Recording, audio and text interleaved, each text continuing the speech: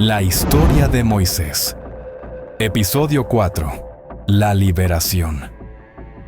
Después de años de opresión y sufrimiento, el momento que cambiaría el destino del pueblo hebreo finalmente había llegado. Bajo el reinado del faraón, Egipto temblaba ante las plagas divinas, y Moisés, el líder elegido por Dios, estaba a punto de guiar a su pueblo hacia una nueva era. Pero, ¿qué misterios y desafíos les aguardaban en este viaje épico? Bienvenidos al cuarto episodio de nuestra serie, donde desentrañamos el emocionante inicio del éxodo de Moisés y el pueblo hebreo. Bienvenidos a nuestro cuarto episodio de la serie, La historia de Moisés. Para quienes nos acompañan por primera vez y se sienten cautivados por estas historias bíblicas narradas con pasión y emoción, los invitamos a suscribirse ahora mismo y activar las notificaciones. El desenlace de esta historia es algo que definitivamente no querrán perderse. En los episodios anteriores, el espectador ha sido testigo de cómo Moisés pasó de ser un príncipe egipcio a un fugitivo en el desierto de Madián, y luego fue llamado por Dios desde una zarza ardiente para regresar a Egipto. Con la misión divina de liberar a su pueblo, Moisés enfrentó al poderoso faraón, y Egipto sufrió 9 devastadoras plagas, pero el corazón del faraón continuaba endurecido como una piedra. Nuestro relato comienza en el imponente palacio del faraón. Tras una serie de plagas devastadoras, finalmente cedió ante la voluntad divina y otorgó el permiso para que Moisés condujera a los hebreos fuera de Egipto. Esta fue una victoria monumental, pero también marcó el inicio de un camino lleno de incertidumbre y pruebas. Las palabras del faraón resonaron en los muros del palacio. «Lleva a tu pueblo y vete, que la paz esté contigo». Moisés, con una mezcla de alivio y tensión, se preparó para guiar a su pueblo hacia la libertad. Este era solo el comienzo de su épico viaje. Pero el permiso del faraón no llegaría tan fácilmente. Lo que estaba por suceder esa noche sería tan devastador, tan absolutamente aterrador, que incluso en las generaciones futuras, el solo recuerdo haría temblar a los egipcios. Una oscuridad más profunda que la noche misma estaba a punto de caer sobre Egipto. El Dios de Israel había advertido a través de Moisés: aproximadamente a medianoche, pasaré por toda la tierra de Egipto. Morirá todo primogénito en la tierra de Egipto, desde el primogénito del faraón que se sienta en su trono, hasta el primogénito de la sirvienta que está detrás del molino, y todo primogénito del ganado. Mientras Egipto dormía, inconsciente del horror que se avecinaba, en los hogares de los israelitas se llevaba a cabo un ritual extraño y misterioso. Siguiendo las instrucciones divinas, cada familia había tomado un cordero sin defecto, lo había sacrificado al atardecer, y con la sangre del animal, marcaron los 2 postes y el dintel de sus puertas. Dentro de las casas, las familias hebreas comían apresuradamente el cordero asado con hierbas amargas y pan sin levadura. Estaban completamente vestidos, con sus sandalias puestas y sus bastones en la mano, como viajeros listos para partir en cualquier momento. La tensión era palpable. Algunos niños preguntaban el significado de este ritual tan extraño, mientras sus padres les explicaban en voz baja que esta señal de sangre los protegería del destructor que pasaría esa noche. Y entonces ocurrió. Como un viento gélido e invisible, la muerte comenzó a recorrer las calles de Egipto. En cada hogar donde no había sangre en la puerta, el primogénito moría, sin excepción. Desde el palacio real hasta la más humilde choza de un esclavo, la muerte no discriminaba. El primogénito del faraón, heredero al trono de Egipto, el joven príncipe que había sido criado para gobernar el imperio más poderoso del mundo, yacía ahora sin vida. Lo mismo ocurría en cada casa egipcia, con cada familia de la nobleza, con cada funcionario del gobierno, con cada soldado, con cada comerciante, con cada campesino y cada esclavo. Incluso los animales, Desde el ganado real hasta las bestias de carga, perdieron a sus primogénitos. Un grito desgarrador, un lamento colectivo como jamás se había escuchado, se elevó por toda la tierra de Egipto. Voces desesperadas clamaban a sus dioses, que permanecían en silencio ante el poder del Dios de Israel. El faraón se levantó durante la noche, él y todos sus oficiales y todos los egipcios, y hubo un gran clamor en Egipto, porque no había casa donde no hubiera un muerto. El monarca más poderoso del mundo conocido, destrozado por el dolor y el miedo, mandó llamar a Moisés y a Aarón en plena noche. Su voz, antes imperiosa y altiva, ahora temblaba con una mezcla de rabia, miedo y derrota. «Levántense, salgan de en medio de mi pueblo, ustedes y los israelitas. Váyanse, sirvan al Señor, como han pedido. Llévense también sus ovejas y sus vacas, como han dicho, y váyanse. Y bendíganme también a mí». Los egipcios, temiendo que todos ellos pudieran morir, urgían al pueblo a salir rápidamente del país. El clamor era: «Todos moriremos si no se van». Lo que siguió fue una escena de actividad febril sin precedentes. Después de 430 años de esclavitud, el pueblo de Israel finalmente era libre, pero ni siquiera tuvieron tiempo de preparar provisiones. La masa para el pan no había tenido tiempo de fermentar, así que la envolvieron en mantas y la cargaron sobre sus hombros. Imaginen la escena. Más de 2 millones de personas, desde ancianos que apenas podían caminar hasta mujeres dando a luz en el camino, todos moviéndose a la vez. Era el éxodo más grande y caótico que el mundo jamás había presenciado. Y lo más sorprendente, los egipcios, que por generaciones los habían tratado como esclavos, ahora les entregaban sus riquezas, tal como Dios había prometido siglos atrás a Abraham.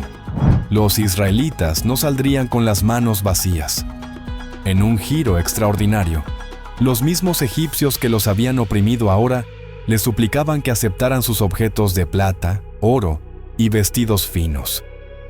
El temor al Dios de Israel era tan grande que entregaban sus tesoros con tal de que se fueran rápidamente. Así fue como después de 430 años, día exacto, todos los ejércitos del Señor salieron de la tierra de Egipto. Una multitud inmensa marchaba junta, cerca de 600,000 hombres a pie, sin contar mujeres y niños. Además de un grupo mixto de extranjeros que decidieron unirse a ellos, impresionados por el poder del Dios de Israel. Llevaban también grandes rebaños y manadas, pero lo más asombroso, lo que dejaba a todos boquiabiertos, era su guía divina. Durante el día, una columna gigantesca de nubes se desplazaba delante de ellos, indicándoles el camino. Con el atardecer, esta columna se transformaba en fuego, iluminando su campamento durante toda la noche. Esta manifestación visible de la presencia de Dios los acompañaba constantemente, sin faltar ni un solo día o noche. Mientras el pueblo celebraba su libertad recién adquirida, nadie imaginaba que Dios estaba preparando una trampa para el ejército más grande y temido del mundo. Una trampa que demostraría de una vez por todas quién era el verdadero Señor de cielos y tierra. La ruta lógica hacia Canaán habría sido por el camino de la tierra de los filisteos, una ruta directa que habría tomado apenas unos días. Sin embargo, Dios tenía otros planes. Le habló a Moisés: «Dile al pueblo que cambie de rumbo». En lugar de tomar el camino más corto, debían dirigirse hacia el Mar Rojo y acampar entre Pi-Hairot y Baal-Zephón, junto al mar. Una dirección que para cualquier estratega militar parecería suicida. Dios dijo: «El faraón pensará que están desorientados, perdidos en el desierto, atrapados entre el mar y el desierto. Su corazón se endurecerá una vez más y los perseguirá. Pero yo me glorificaré a costa del faraón y de todo su ejército, y los egipcios sabrán que yo soy el Señor». Mientras tanto, en el palacio del faraón, la cordura comenzaba a volver tras el shock de la pérdida. Con ella, llegó el amargo arrepentimiento por haber dejado ir a los esclavos que sostenían la economía de Egipto. El consejero del faraón clamó con voz calculadora y fría: «Majestad, nuestros informantes reportan que los israelitas están vagando confundidos por el desierto. Se han desviado hacia el Mar Rojo. Están atrapados». El rostro del faraón se transformó. El dolor dio paso a la ira, y la ira a una terrible resolución.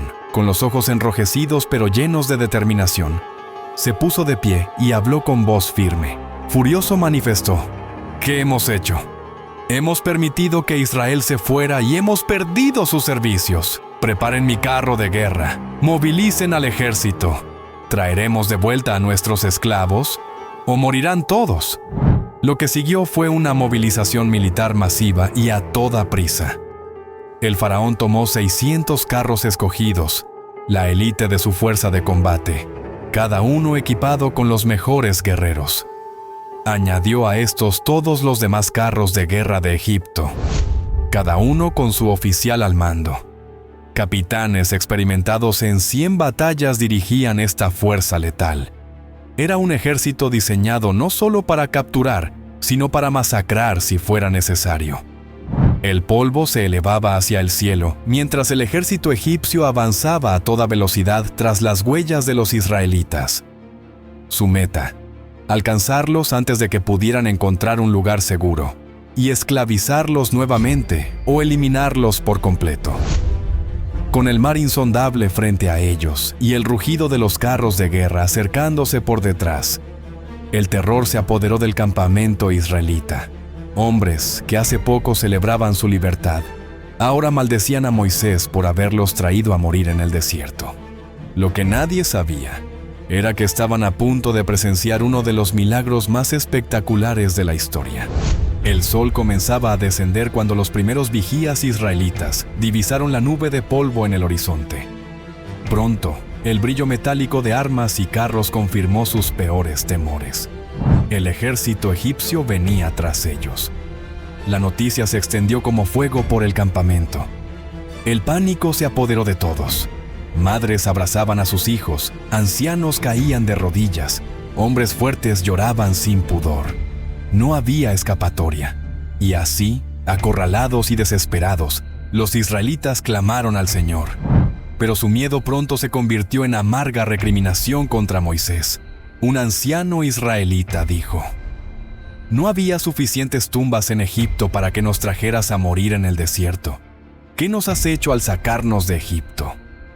Mientras que una mujer israelita expresó en llanto: «¿No te dijimos claramente en Egipto, déjanos en paz? ¿Queremos servir a los egipcios? Mejor nos hubiera sido servir a los egipcios que morir aquí, viendo cómo nuestros hijos son masacrados ante nuestros ojos». Un joven guerrero furioso, casi desafiante, exclamó: «Ahora veremos de qué sirve tu Dios. ¿Dónde está ese poder que dividió Egipto con plagas? Estamos condenados». La situación parecía completamente desesperada, y sin embargo, en medio de esta tormenta de temor y acusaciones, Moisés se mantuvo firme como una roca. El hombre que una vez tartamudeaba ante la idea de hablar en público, ahora se erguía ante una nación entera, con una confianza sobrenatural. Moisés, con voz resonante y firme, dijo: «No tengan miedo, manténganse firmes y verán la salvación que el Señor les dará hoy. A esos egipcios que ahora ven, nunca más volverán a verlos. El Señor peleará por ustedes. Ustedes solo tienen que estar tranquilos». Mientras Moisés pronunciaba estas palabras, algo extraordinario comenzó a suceder. La columna de nube que los guiaba se movió de su posición al frente de la multitud. En un desplazamiento sobrenatural, se colocó entre el campamento israelita y el ejército egipcio. Y entonces, la nube se transformó. Del lado que miraba hacia los israelitas irradiaba luz, iluminando el campamento. Pero del lado que daba hacia los egipcios, la nube se volvió oscura y amenazadora, impidiéndoles avanzar. Durante toda la noche, esta barrera sobrenatural mantuvo separados a perseguidores y perseguidos. El ejército egipcio, desorientado y confundido, no podía acercarse. Lo que sucedería a continuación desafiaría todas las leyes de la naturaleza, un evento tan extraordinario que sería recordado y relatado por milenios. El Señor estaba a punto de revelar su poder de una manera que ningún dios pagano podría jamás igualar. Mientras el campamento israelita temblaba entre el miedo y una esperanza frágil, el Señor le dijo a Moisés: ¿Por qué clamas a mí? Dile a los israelitas que avancen, y tú, levanta tu bastón, extiende tu mano sobre el mar y divídelo, para que los israelitas lo crucen en seco. Moisés, obedeciendo la orden divina, se acercó a la orilla del mar. Con el bastón del poder de Dios firmemente agarrado, extendió su mano sobre las aguas turbulentas. Al instante, un viento oriental comenzó a soplar, primero como una brisa, luego con fuerza creciente, hasta convertirse en un vendaval poderoso pero controlado. El viento golpeaba las aguas con una fuerza sobrenatural, y ante los ojos asombrados de israelitas y egipcios, el mar comenzó a dividirse. Las aguas se apartaron, formando una muralla líquida a la derecha y otra a la izquierda. En medio, donde antes solo había agua profunda, ahora aparecía un camino de tierra seca que se extendía hasta el otro lado del mar. Un corredor entre dos muros de agua. Lo imposible había sucedido. El mar mismo, esa barrera infranqueable, se había abierto ante ellos. Moisés, con la autoridad que Dios le había conferido, ordenó al pueblo avanzar por el camino seco. Al principio, nadie se movía. El miedo los paralizaba. ¿Quién se atrevería a caminar entre dos murallas de agua que en cualquier momento podrían derrumbarse sobre ellos? Entonces, según cuentan las tradiciones hebreas, un hombre llamado Naasón, de la tribu de Judá, dio un paso adelante. Con fe inquebrantable, fue el primero en pisar el lecho marino expuesto. Otros lo siguieron, primero en pequeños grupos, luego en una oleada masiva. Imaginen la escena. 2 millones de personas caminando entre murallas de agua que se elevaban como montañas líquidas a ambos lados. El viento seguía soplando, manteniendo las aguas separadas. Ancianos que necesitaban apoyo, mujeres cargando niños, jóvenes ayudando a los débiles. Todos avanzaban por ese camino milagroso. Sus rostros mostraban una mezcla de terror y asombro. Algunos no se atrevían a mirar las paredes de agua, temiendo que colapsaran en cualquier momento. Otros, más valientes, contemplaban maravillados los peces y criaturas marinas visibles a través de las transparentes murallas acuáticas. Al amanecer, los egipcios vieron que los israelitas estaban cruzando el mar. La columna de nube y fuego se elevó lo suficiente para que pudieran ver el milagro que estaba ocurriendo. En lugar de retroceder con temor ante este prodigio divino, el faraón, cegado por su orgullo y furia, dio la orden de perseguirlos. Faraón gritó: «El mar se ha abierto para ellos, se abrirá también para nosotros. Tras ellos, que no escape ni uno solo». Y así, el ejército egipcio se precipitó al camino abierto en el mar, con todos sus carros y jinetes. Pero mientras avanzaban por el lecho marino, algo extraño comenzó a suceder. Las ruedas de los carros empezaron a atascarse, como si una fuerza invisible las retuviera. Los caballos, normalmente obedientes y valientes, relinchaban con terror, resistiéndose a avanzar. El Señor miró al ejército egipcio desde la columna de fuego y nube, y sembró el pánico entre ellos. Un soldado egipcio aterrado clamó: «¡Sus ojos! Puedo ver sus ojos mirándonos desde la nube. El Dios de Israel nos está juzgando». Otro oficial egipcio, gritando en pánico, dijo: «Retrocedan, huyan de los israelitas. El Señor está peleando por ellos contra nosotros». La confusión era total. Carros chocando entre sí, caballos encabritados, soldados gritando y tratando desesperadamente de dar la vuelta en el estrecho pasaje. Pero era demasiado tarde. Cuando el último israelita pisó la orilla opuesta, el Señor le dijo a Moisés: «Extiende tu mano sobre el mar, para que las aguas vuelvan sobre los egipcios, sus carros y su caballería». Moisés, ahora en la orilla oriental del mar, extendió su mano sobre las aguas. El viento cesó abruptamente y las murallas de agua, liberadas del poder que las mantenía separadas, se derrumbaron con fuerza catastrófica sobre el ejército egipcio. Las aguas volvieron a su lugar, cubriendo los carros, la caballería y todo el ejército del faraón que había entrado en el mar para perseguir a Israel. No quedó ni uno solo con vida. Al amanecer, los israelitas contemplaron la orilla del mar, sembrada con los cuerpos de los soldados egipcios que las aguas habían arrastrado. La realidad de su liberación finalmente los golpeó con toda su fuerza. Eran libres, verdaderamente libres. El temor reverente se apoderó del pueblo. Comprendieron el poder incomparable del Señor que había peleado por ellos, y creyeron en Él y en su siervo Moisés. Entonces, en un arranque de gratitud y júbilo, Moisés comenzó a cantar, y todo el pueblo se unió a él en un cántico de alabanza que resonaría a través de las generaciones. Poderoso, cantaré al Señor, que se ha coronado de triunfo, arrojando al mar caballos y jinetes. El Señor es mi fuerza y mi cántico. Él ha sido mi salvación, Él es mi Dios y lo alabaré, es el Dios de mi Padre. Y Miriam, la profetisa, hermana de Aarón y Moisés, tomó un pandero en su mano, y todas las mujeres la siguieron con panderos y danzas.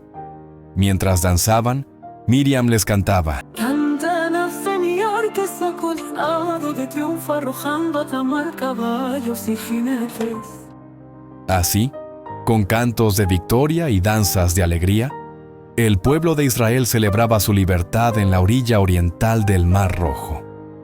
Habían sido testigos del poder incomparable de su Dios, que había transformado el mar, símbolo de muerte y obstáculo insuperable, en un camino hacia la vida y la libertad. Pero el viaje de Moisés y el pueblo apenas comenzaba. El vasto y hostil desierto se extendía ante ellos, y pronto enfrentarían nuevos desafíos que pondrían a prueba su fe y la paciencia de Dios. El agua se volvería escasa, el hambre los atormentaría, y el recuerdo de las ollas de carne en Egipto comenzaría a tentar sus corazones. Más adelante, en el monte Sinaí, Dios establecería un pacto con ellos y les entregaría los 10 mandamientos. Pero también presenciarían la infidelidad del pueblo con el becerro de oro, la ira de Moisés, y finalmente, la renovación del pacto divino. Lo que habían experimentado hasta ahora era solo el comienzo. Dios había demostrado su poder sobre los dioses de Egipto, sobre el faraón y su ejército, y sobre la misma naturaleza. Pero la verdadera prueba para Israel estaba por venir. Aprender a vivir como el pueblo del pacto, confiar en Dios en las dificultades del desierto y prepararse para entrar en la tierra prometida. Moisés, el hombre que una vez huyó de Egipto como un fugitivo atemorizado, ahora se erguía como el líder de una nación recién nacida. Un hombre común con un llamado extraordinario había sido el instrumento divino para la liberación más espectacular de la historia. Su obediencia había cambiado el curso de la historia humana, y las repercusiones de estos eventos se sentirían por milenios. En nuestro próximo y último episodio, El Camino al Sinaí, descubriremos cómo Dios proveyó milagrosamente para su pueblo en el desierto. Veremos el momento crucial en que el Señor entregó su ley en el monte Sinaí, en medio de truenos y relámpagos, y cómo, a pesar de la rebelión y la idolatría del pueblo con el becerro de oro, Dios permaneció fiel a su promesa. Presenciaremos la construcción del tabernáculo, la presencia visible de Dios en medio de su pueblo, y los últimos días del liderazgo de Moisés. No se pierdan este desenlace épico de una de las historias más extraordinarias de la Biblia, una narrativa de fe, rebelión, perdón y la inquebrantable fidelidad de Dios hacia su pueblo. Si esta historia de liberación divina ha tocado tu corazón, compártela con alguien que necesite recordar que ninguna situación es demasiado difícil para Dios. Quizás conozcas a alguien que está enfrentando su propio mar rojo, un obstáculo aparentemente infranqueable. Recuérdales que el mismo Dios que abrió las aguas sigue obrando milagros hoy. No olvides suscribirte a nuestro canal, activar la campana de notificaciones y dejar tu comentario contándonos qué parte de la historia de Moisés te ha impactado más hasta ahora. ¿Fue la valentía de Moisés? ¿La intervención divina? ¿O quizás la lección de que a veces Dios nos lleva a situaciones imposibles solo para mostrarnos su poder? Los esperamos en el episodio final de La historia de Moisés.